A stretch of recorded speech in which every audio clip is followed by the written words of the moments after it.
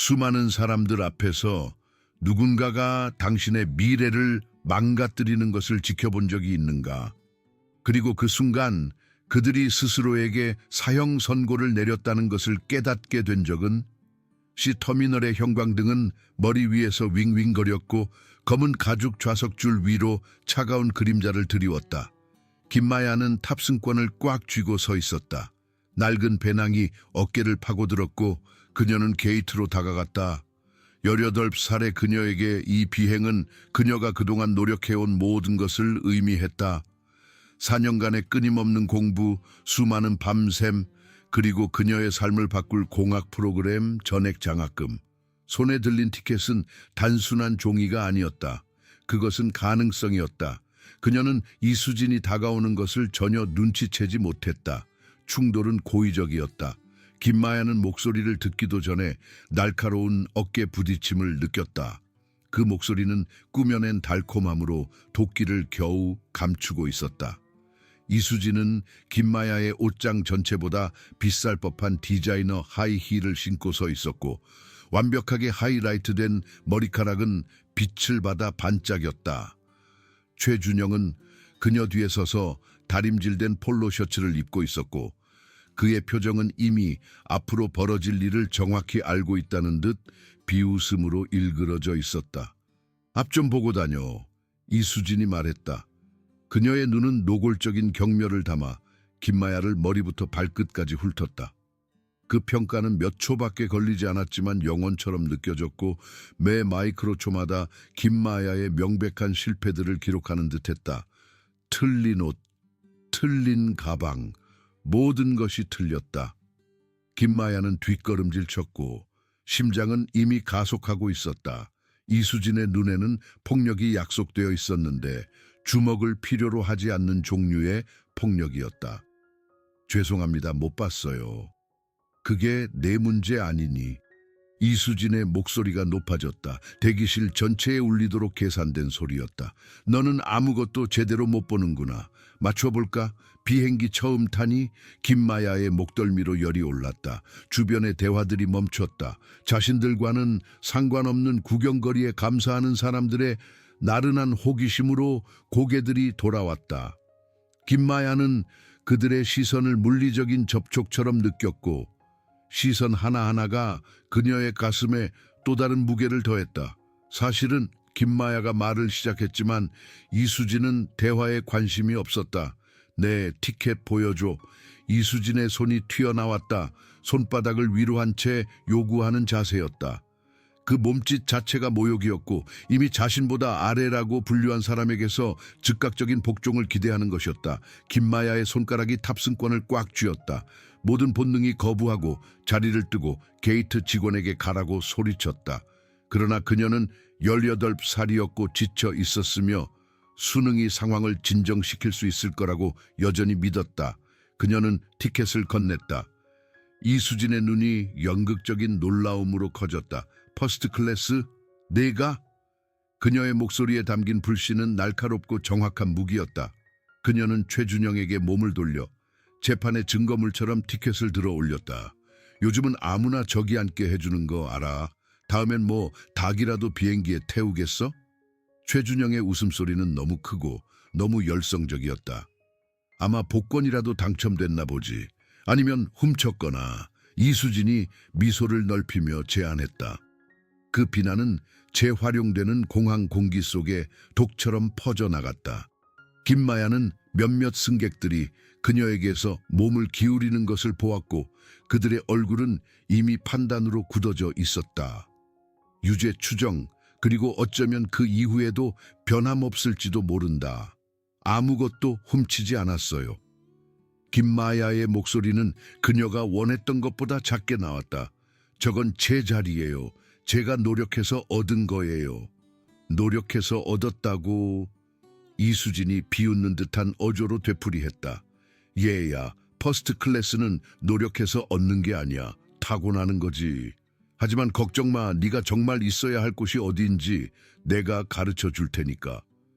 그 다음에 일어난 일은 슬로우 모션처럼 진행되었다. 이수진의 손이 숙련된 잔인함으로 움직였다. 탑승권이 아니라 김마야가 아직 완전히 드러내지 않았던 무언가를 향해서였다. 김마야의 재킷 주머니에서 아직 부분적으로 보였던 여권. 이수진의 손가락이 뱀처럼 빠르게 그것을 감쌌고 김마야가 반응하기도 전에 낚아챘다. 네가 정말 누구인지 보자. 이수진이 여권을 펼치며 말했다. 그녀의 눈은 공격할 거리를 찾으며 페이지들을 훑었다. 김마야, 그럴 줄 알았어. 그리고 이 사진 좀 봐. 버스 정류장에서 찍었니? 주변 승객들은 이제 완전히 몰입했고 구경거리에 대한 인간의 본능이 모든 품위를 압도했다.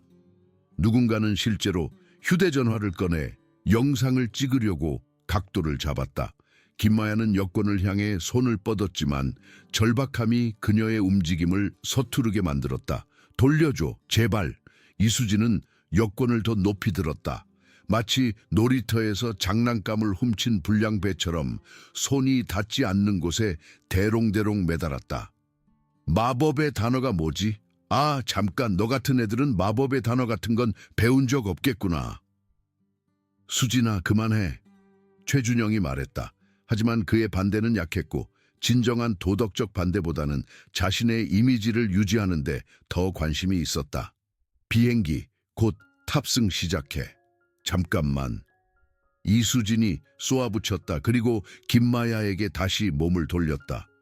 그녀의 눈은 단순한 심술 구즘을 넘어 더 어둡고 굶주린 무언가로 번뜩였다. 그녀는 모든 것을 바꿀 말을 내뱉었다. 있잖아? 내 말이 맞아. 너는 퍼스트 클래스에 어울리지 않아. 종이가 찢어지는 소리는 유난히 끔찍하다. 몇 안 되는 소리 중에서도 그렇게 결정적인 소리였다. 김마야는 마비된 채 지켜보았다. 이수진이 두 손으로 여권을 쥐고 가운데를 따라 찢었다. 파란색 표지가 갈라졌다.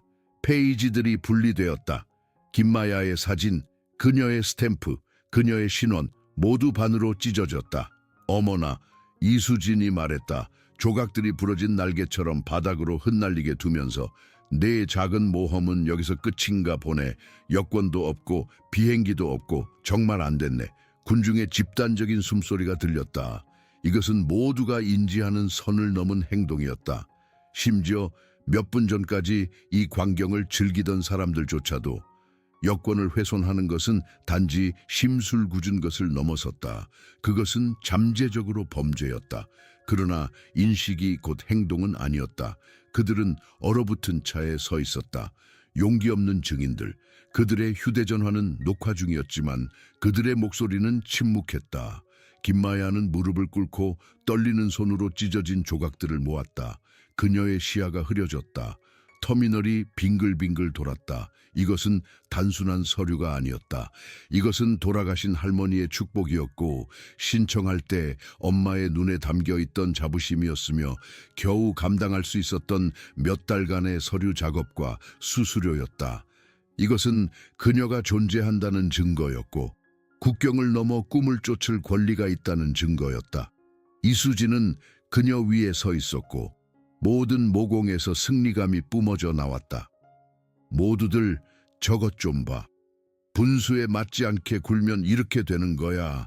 세상에는 질서가 있는 법이지. 저 아이는 방금 그걸 배운 거고. 최준영은 발을 꼼지락거렸다. 이제 불편했지만 여전히 개입하지 않았다. 그들 주변으로 군중은 흩어지기 시작했다. 그들의 구경거리는 끝났고 그들의 양심은 이미 잊어가고 있었다. 김마야는 바닥에 남아 있었다. 부서진 손에 부서진 종이 조각들을 든 채 굴욕감의 무게가 그녀의 폐를 짓눌렀다. 그때 이수진이 몸을 숙였다. 그녀의 목소리는 김마야의 귀에만 들리도록 속삭임으로 바뀌었다. 네가 정말 특별하다고 생각했니? 그 장학금이 대단한 거라고 생각했어? 비밀 하나 알려줄게. 우리 같은 사람들은 항상 너 같은 사람들을 짓밟을 거야. 그건 잔인한 게 아니야. 그냥 현실일 뿐이지. 네 자리를 빨리 받아들일수록 덜 아플 거야. 그녀는 몸을 바로 세우고 디자이너 드레스를 매만졌다. 김마야가 바닥에 남아있는 동안 그녀는 퍼스트 클래스 좌석에 탑승할 준비를 했다. 최준영이 뒤따랐고 이미 휴대전화를 꺼내 공항에서의 미친 장면에 대해 누군가에게 문자를 보내고 있었다. 김마야의 손은 너무 격렬하게 떨려서 찢어진 여권 조각들이 또다시 떨어질 뻔했다. 그녀의 목은 메어 있었고 말은 불가능했다. 숨을 쉴 수 없었다. 생각할 수 없었다. 10분 전만 해도 자신의 이름을 알지도 못했던 누군가에게 자신의 미래 전체가 파괴되었다는 사실을 처리할 수 없었다. 게이트 직원이 마침내 다가왔다. 그녀의 표정은 동정심보다는 짜증에 가까웠다. 손님, 훼손된 여권으로는 탑승하실 수 없습니다. 여권 사무소에 연락해서 비행 일정을 다시 잡으셔야 합니다. 하지만 김마야의 목소리가 갈라졌다. 그녀가 망가뜨렸어요. 보셨잖아요. 직원은 시선을 돌렸다. 죄송합니다만 훼손된 서류는 국제여행에 유효하지 않습니다. 옆으로 비켜주셔야 합니다. 탑승을 시작합니다. 김마야는 비틀거리며 일어섰고 망가진 조각들을 꽉 쥐었다. 주머니 속 휴대전화가 계속해서 울렸지만 그녀는 무시했다. 그녀가 노력해온 모든 것이 사라지고 있었다. 장학금은 특정 날짜까지 도착해야만 유효했다. 이 비행기를 놓치면 오리엔테이션을 놓치는 것이었다. 오리엔테이션을 놓치면 기회를 잃는 것이었다. 한 번의 잔인한 행동으로 그녀의 전체 진로가 바뀌어버린 것이다. 이수진은 이미 줄 서서 탑승권을 직원에게 보여주고 있었다. 그녀의 미소는 김마야가 존재했다는 사실조차 잊었다는 듯했다.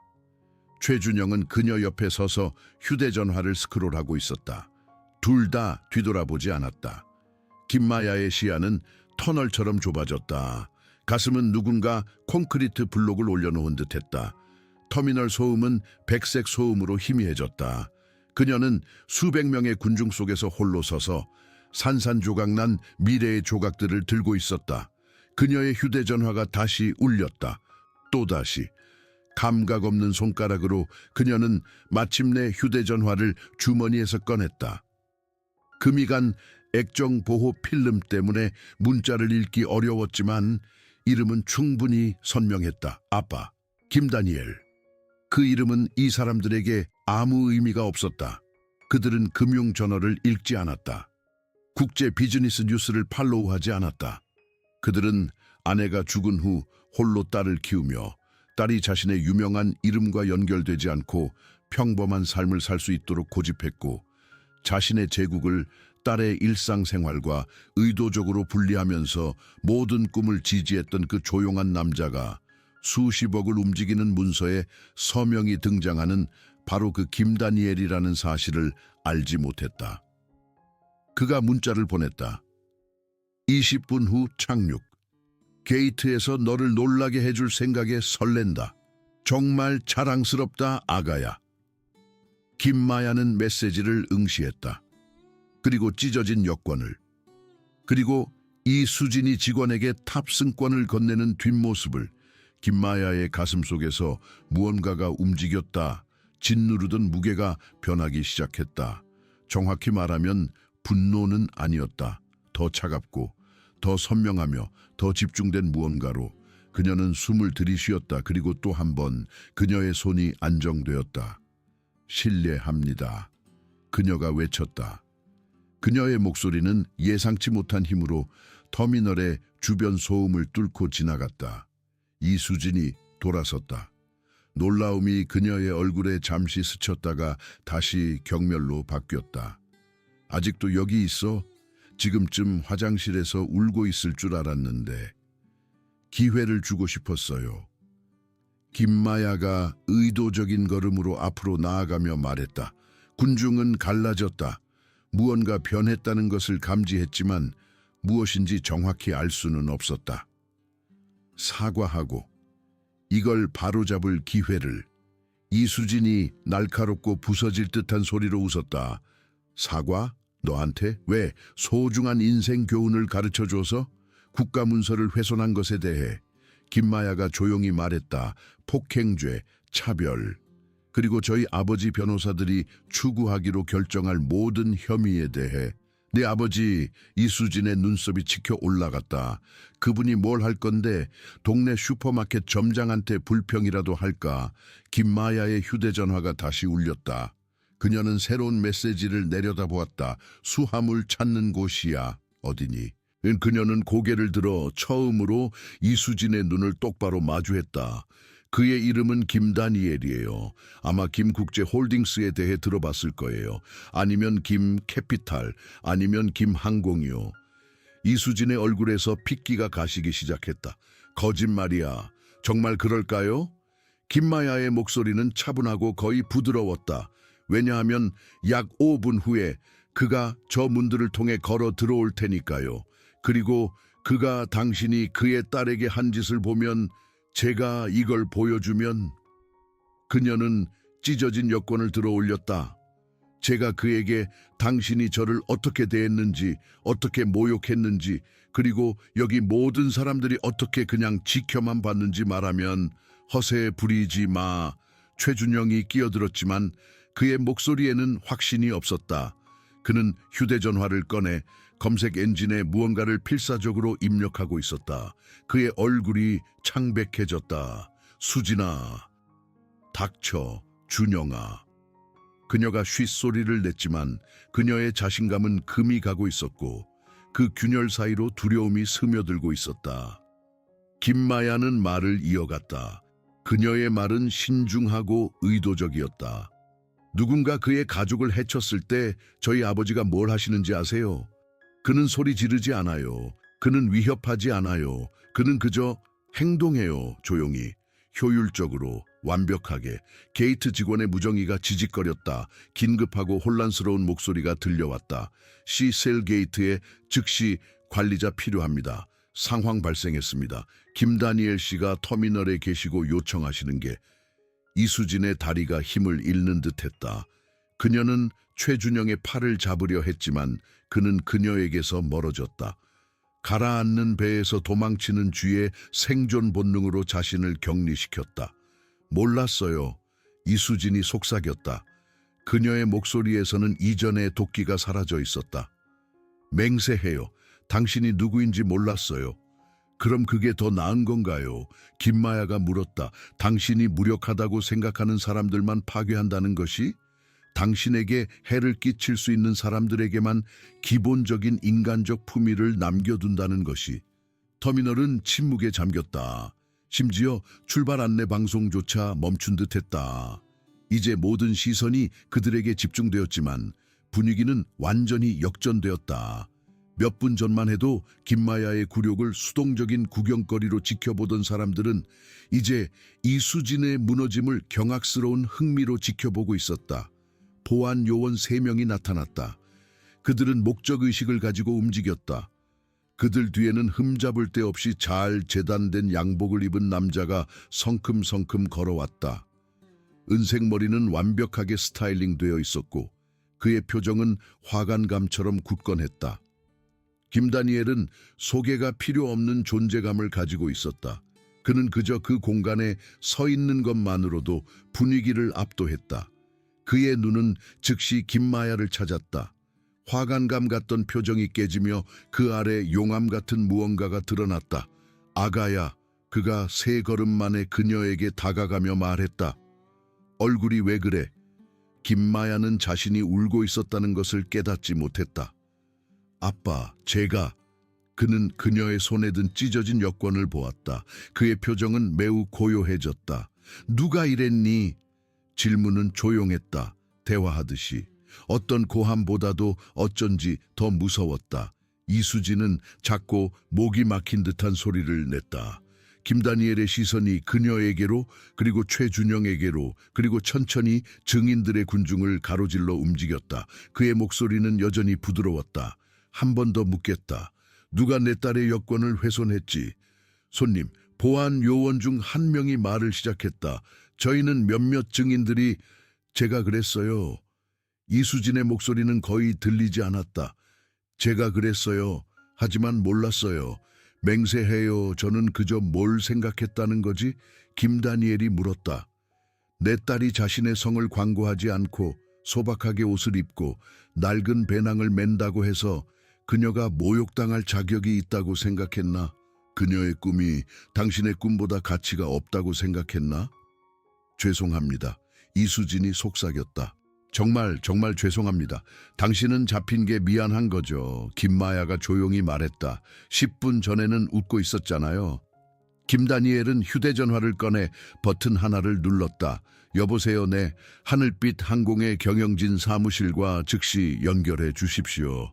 그쪽 시간이 몇 시인지는 상관없습니다. 누군가를 깨우십시오.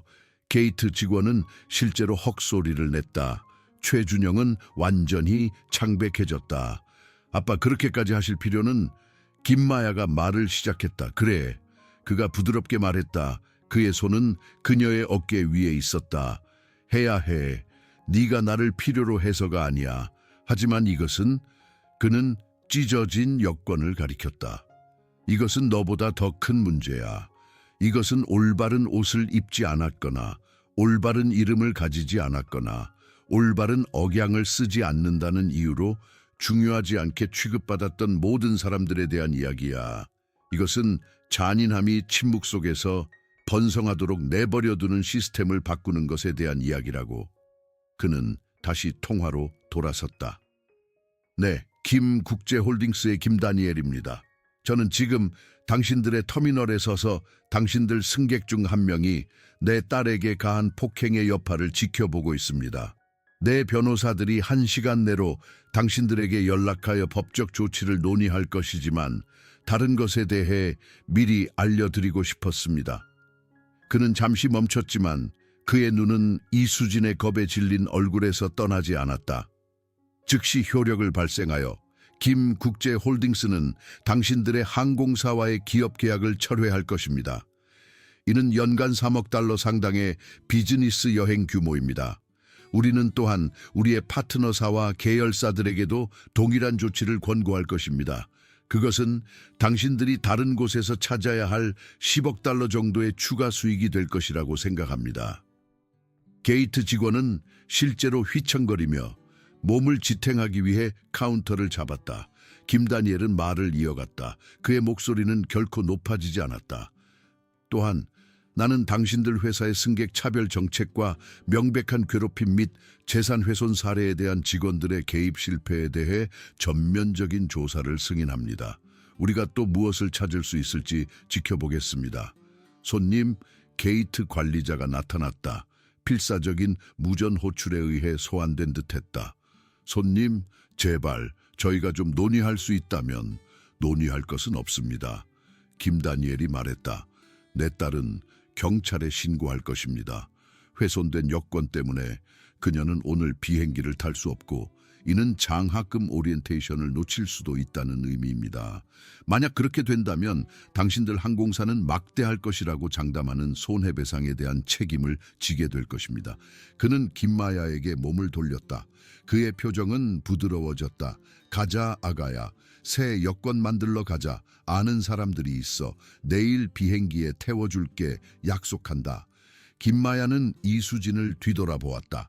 그녀는 의자에 주저앉아 두 손으로 얼굴을 파묻고 있었다. 최준영은 완전히 사라졌다.